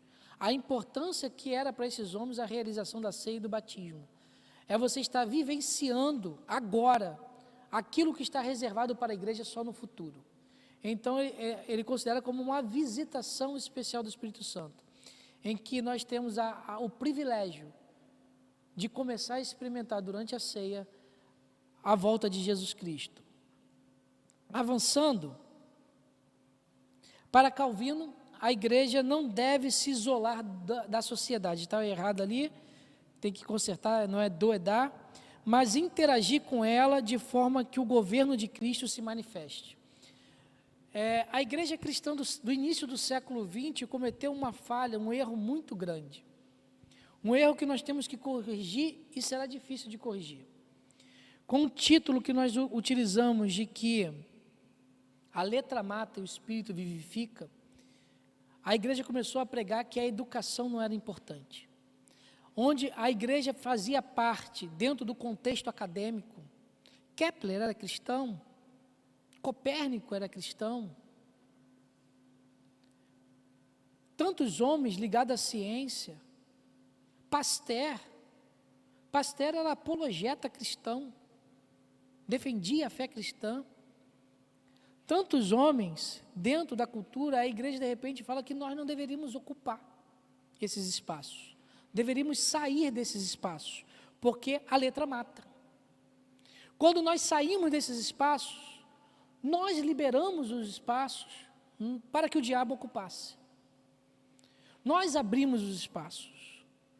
A igreja não quis mais estar dentro da academia, a igreja não quis mais estar na política, onde nós tínhamos um movimento evangélico da Grã-Bretanha no século XVII, onde foi propício, e nós evangélicos, onde vem o nosso nome, nós lutamos contra a escravidão no século XVII na Inglaterra, temos um movimento puritano no século XVII, um movimento de conciliação radical das Escrituras, para um retorno das Escrituras dentro do parlamento britânico, nós afastamos da política de tal ponto, de não colocar nossos representantes, de que hoje nós estamos vivenciando aquilo que nós plantamos.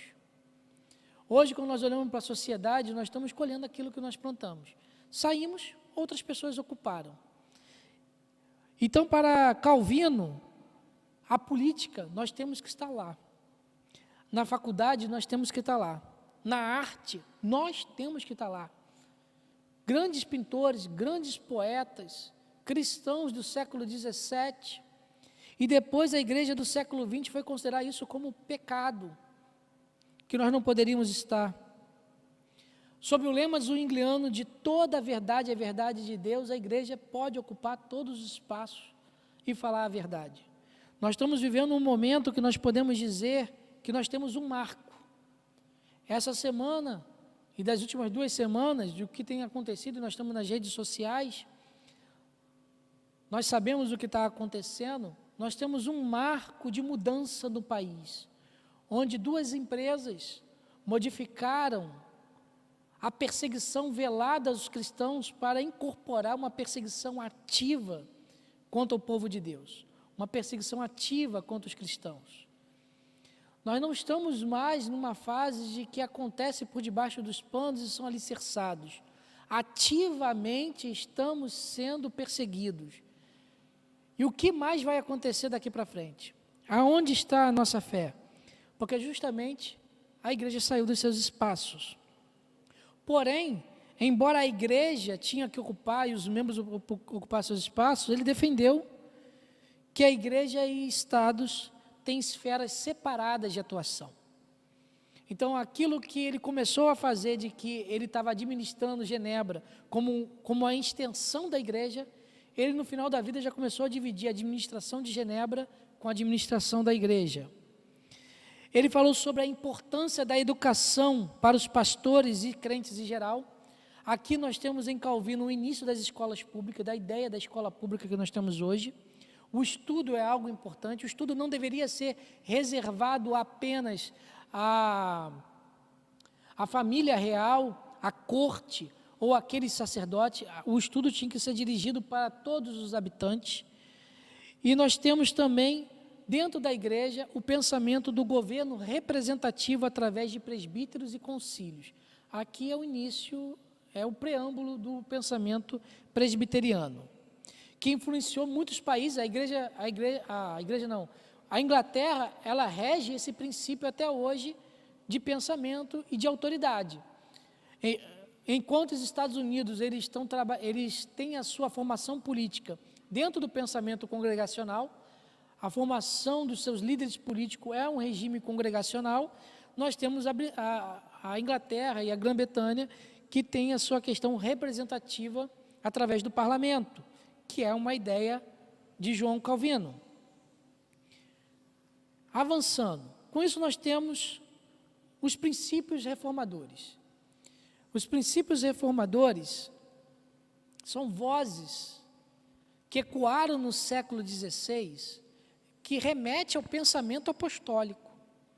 Aquilo que Paulo falou, aquilo que João falou, que Tiago falou, aquilo que os homens de Deus, na época escriturísticas, falaram, nós estávamos vendo ecoar no século XVI. O primeiro princípio deles, e princípio nós colocamos como aquilo que é basilar, aquilo que é fundação, aquilo sobre a qual nós construímos a nossa moral e a nossa ética e que é inegociável. E é importante saber o que é inegociável para nós. O que é inegociável para ele? A Escritura Sagrada é inegociável. A única regra de fé e prática é a Escritura Sagrada. Isso era inegociável para os reformadores. Base, 2 Timóteo 3, 16, 17, que nós já conhecemos. Eu não vou ler os textos, que esses textos aí são bem conhecidos. É a sola escritura. O segundo princípio, Cristo como o único mediador da humanidade. Solos Cristo. Atos 4, 12. né? Em nenhum outro há salvação, porque também debaixo do céu, texto que nós também falamos muito. Outro princípio deles era que a salvação pela graça mediante a fé. A salvação é pela graça mediante a fé. Sola gratia e sola fides, que está em Efésios 2, versículo 4, 5 e verso 8. O outro princípio é o sacerdócio universal. Não há diferença entre aqueles que estão no púlpito ou no altar, termo da antiguidade, com aqueles que estão sentados na plenária, que estão sentados no vernáculo, que é o linguajar da época. Todos nós somos sacerdotes. Como sacerdote, todos nós daremos conta diante de Deus pelos dons e talentos que o Senhor nos deu. E o último princípio que eles tinham é somente a Deus toda a glória. Só lhe deu glória, somente a Deus toda a glória. A glória daqueles que trabalham na obra do Senhor é do Senhor e não do obreiro. Aqueles que estão à disposição do serviço do reino, aqueles que são cristãos, a sua vida tem que ser para a glória do Senhor. Colossenses 3,17. Né? E as contribuições que eles nos trouxeram em conjunto, não só eles, mas aqui nessa figura está também a figura de Melancton, que está do lado. Né? As contribuições que nós tivemos no século XVI é um retorno às Escrituras. Como eu falei e reforço, um embate que nós temos sempre que ter. Rola nas redes sociais uma imagem de uma pessoa uma cantora famosa, que abriu a Bíblia, escreveu 2 frases em cada uma do lado da Bíblia, e embaixo falou o seguinte: agora está na Bíblia. Pronto. Né? Vocês vão ver essa imagem por aí, não vou tecer o que foi que ela escreveu, porque é até impróprio falar em púlpito o que ela escreveu na Bíblia. Né? Piedade evangélica. Né? Essa palavra piedade, às vezes nós temos um misticismo ou uma ação negativa, mas a pessoa piedosa é aquela pessoa que tem um coração contrito para a obra de Deus, a qual o Espírito Santo moldou, transformou, e ela olha com o olhar da luz de Cristo para o mundo à sua volta. A piedade evangélica, a piedade para a mensagem do Evangelho, foi refortalecida no período da Reforma. Quando as pessoas estavam pensando em obras para ser salvo, pensando em si, eles olham para a comunidade à sua volta e olham com amor pelo Evangelho. Outra contribuição é a centralidade em Cristo Jesus. Não é apenas a igreja, não é as indulgências, não são os santos, mas a igreja é centrada em Cristo. A nossa mensagem precisa ser centrada em Cristo.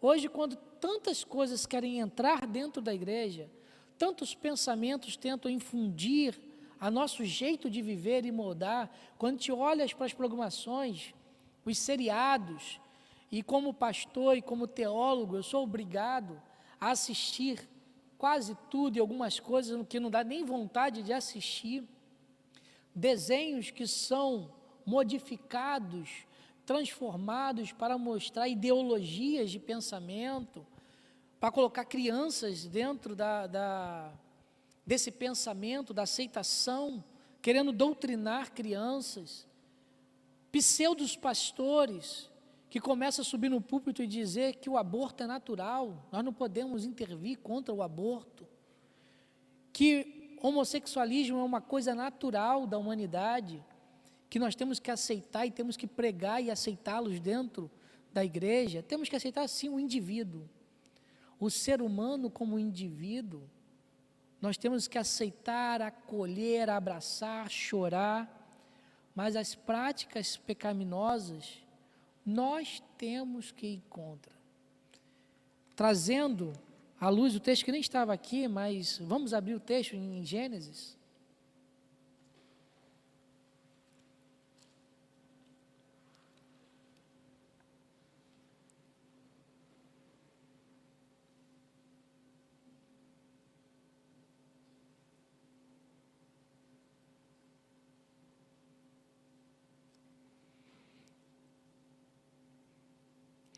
capítulo 4,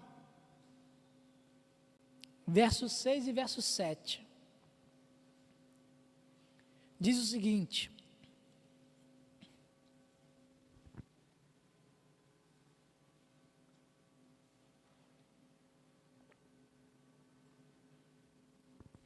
então lhe disse o Senhor: por que andas irado? E por que descaiu o teu semblante? Se procederes bem, não é certo que serás aceito? Fala de Deus para com Caim. Se todavia procederes mal, eis que o pecado jaz à porta. O seu desejo será contra ti, mas a ti cumpre dominá-lo. A nós cumpre dominar a nossa natureza pecaminosa. Nós temos que dominar, seja o que for. Todo pecado é uma agressão a Deus. Não é só o homossexualismo, é uma agressão a Deus o homossexualismo, a atitude, e não a pessoa. A pessoa carece da glória do Senhor como nós carecemos. O egoísmo, o adultério, a promiscuidade, a fofoca, a bebedice, os vícios, furtos, todos os pecados que nós conhecemos e sabemos de cor, e aqueles que surgem no meio do caminho, que às vezes a Bíblia nem toca neles porque não é de época, mas eles ocupam espaço para nos tirar da presença de Deus. Redes sociais, quantas pessoas ficam horas nas redes sociais, viciadas em Facebook, Instagram, e não tiram tempo, dedicam tempo para a leitura da Escritura Sagrada, orar e meditar. Filmes, televisão e outras coisas mais.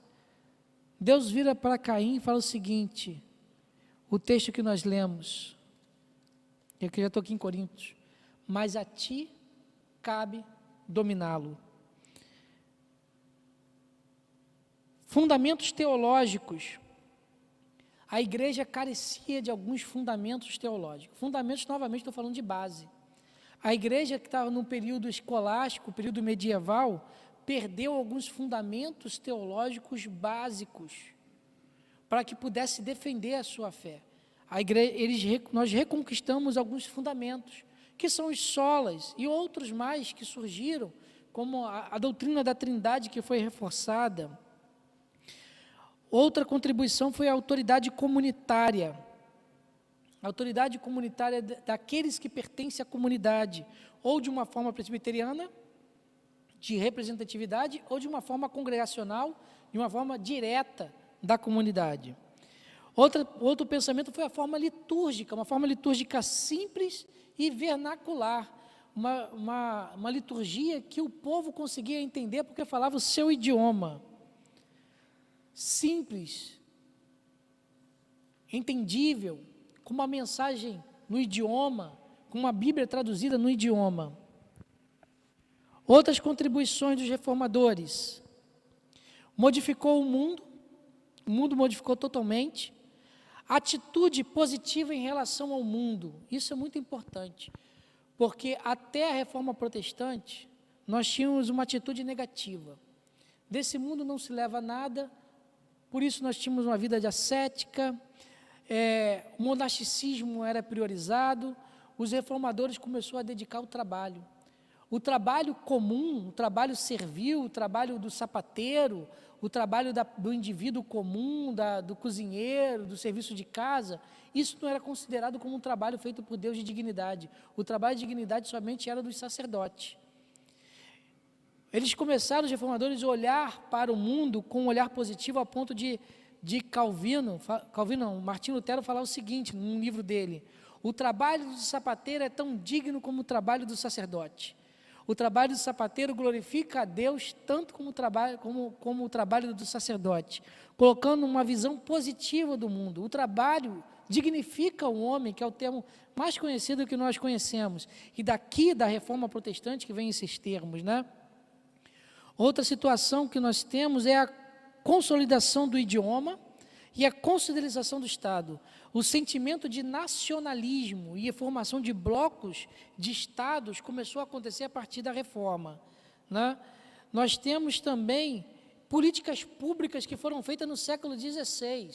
Estamos falando de 1517, o Brasil tinha acabado de ser descoberto, 1500 foi descoberto, pouca colonização no Brasil, não tinha nada aqui no Brasil, e na esfera da reforma protestante, na área da reforma protestante, já estava sendo falado de coleta de lixo, coleta de esgoto, já estava sendo falado de asepsia, de higiene, da necessidade de banhos mais periódicos do que na Idade Média, os banhos eram feitos da forma semanal.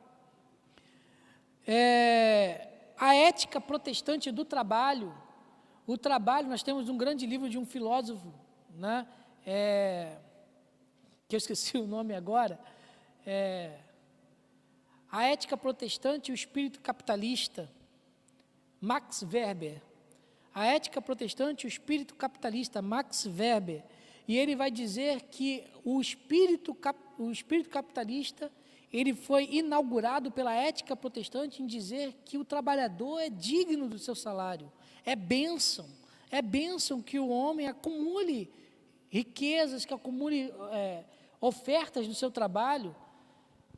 E quanto à Idade Média vai dizer, não, o homem não pode conquistar esse mundo, o homem não pode correr atrás desse mundo, tem que correr atrás somente da esfera espiritual, e por isso deve abandonar esse mundo e ir para outras esferas. E caminhando para a conclusão, nós temos também a questão da influência do capitalismo, que eu já falei, o mandato cultural, da questão de que nós temos que cuidar da natureza. Calvino, Melanchthon já falavam sobre isso, que nós temos uma responsabilidade diante da natureza que compete administrar aquilo que pertence a Deus e não nos pertence. Coisas que hoje nós ouvimos dos ecologistas, né? E uma liberdade da ciência e educação. Vamos avançar? O historiador W. Walker, ele vai dizer o seguinte, Walter Walker, o nome dele, a igreja institucional, a igreja romana da época, não estava sendo ameaçada pelo secularismo. Hoje nós vemos a igreja ameaçada pelo secularismo, ele vai dizer que não estava sendo ameaçada pelo secularismo, ou pela indiferença para com a religião. As pessoas que estavam fazendo a reforma protestante, eles não estavam indiferentes para com a necessidade da religião, mas por exigência de que ela se conformasse verdadeiramente à igreja pura e apostólica, retratada no Novo Testamento. O que os reformadores queriam é que a igreja refletisse aquilo que eles estavam lendo nas Escrituras Sagradas. As pessoas zelosas não queriam menos, mas melhor religião, para eles normalmente significava mais bíblica. O que os reformadores queriam não era abolir a religião, não era secularizar a religião, era transformar o cristianismo da sua época num cristianismo bíblico, autêntico. E para concluir, eu quero chamar a nossa atenção. Não tem como a gente entrar em falar da reforma protestante sem falar do efeito prático para os nossos dias. O texto base da nossa pregação desse texto foi 1 Coríntios 1, 4, verso 1 e verso 2, que diz o seguinte: assim, pois, importa que os homens nos considerem como ministros de Cristo e dispenseiros do ministério de Deus. Ora, além disso, o que se requer dos dispenseiros é que cada um deles seja encontrado fiel.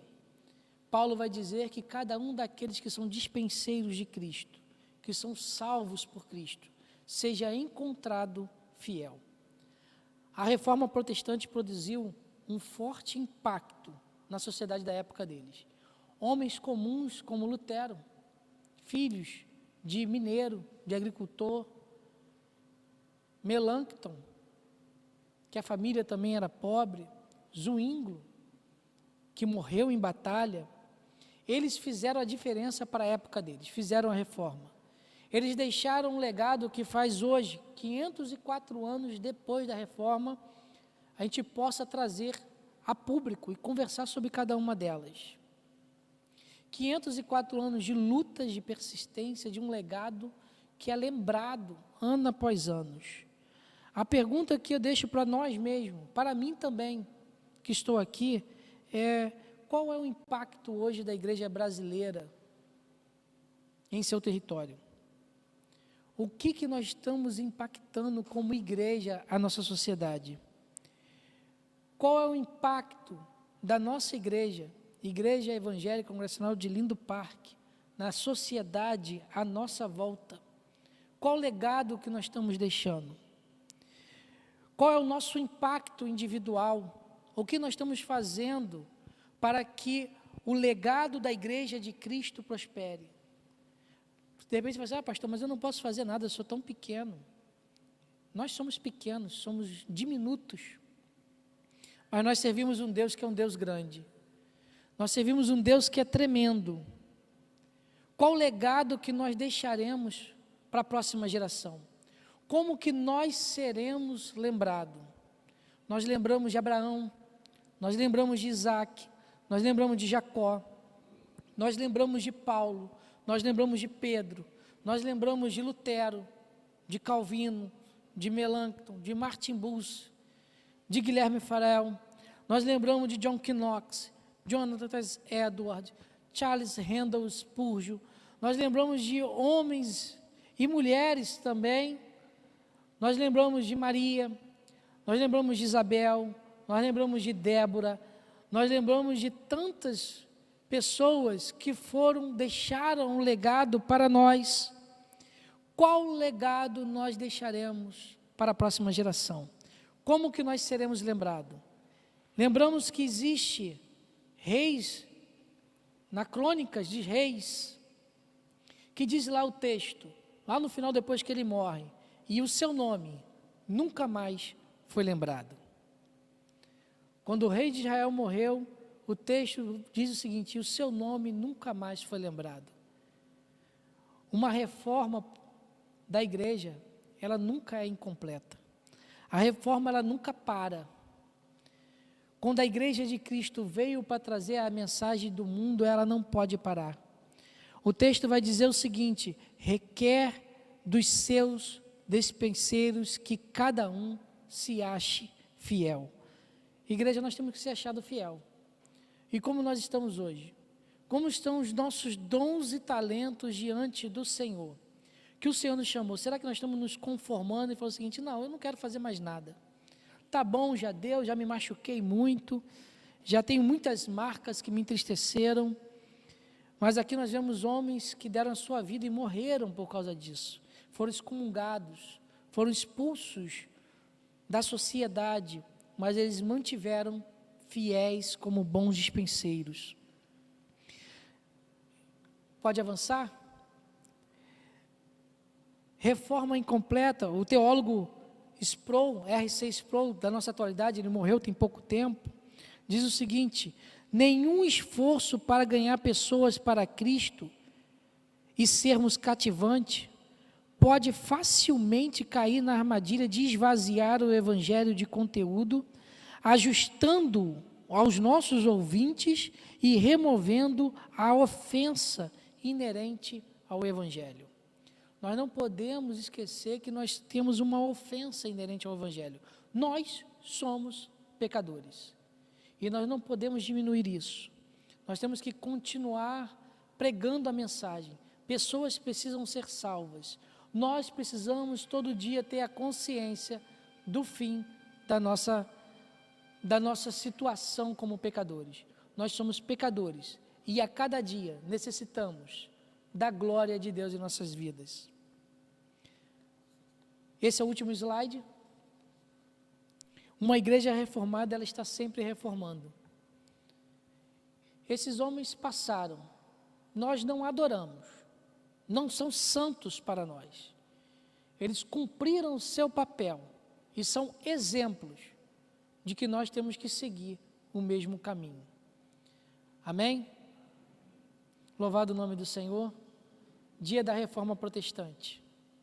Não posso encerrar. Alguém quer falar alguma coisa? Alguém quer colocar alguma posição? Não? Se alguém ainda quiser falar alguma coisa depois comigo, em particular, a gente pode falar de alguns temas.